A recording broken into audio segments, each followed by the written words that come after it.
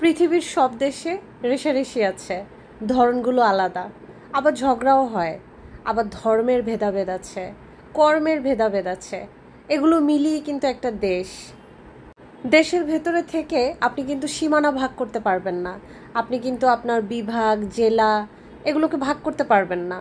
এখানে সমতল, পাহাড় এগুলো বলার প্রশ্নই ওঠে না।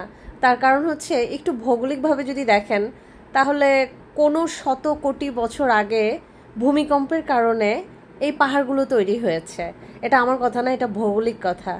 তো পাহাড়ে যারা আছে আছে, সমতলে যারা আছে আছে, বাট ঘুরে ফিরে বাংলাদেশের ভেতরেই আছে, কেউ বাংলাদেশের বাহিরে নাই। বাংলাদেশের মানুষ নিজেই তো স্বাধীনভাবে চিন্তা করবে যে সে কোথায় যাবে আর কোথায় যাবে না, কোথায় থাকবে আর কোথায় থাকবে না, তাই না?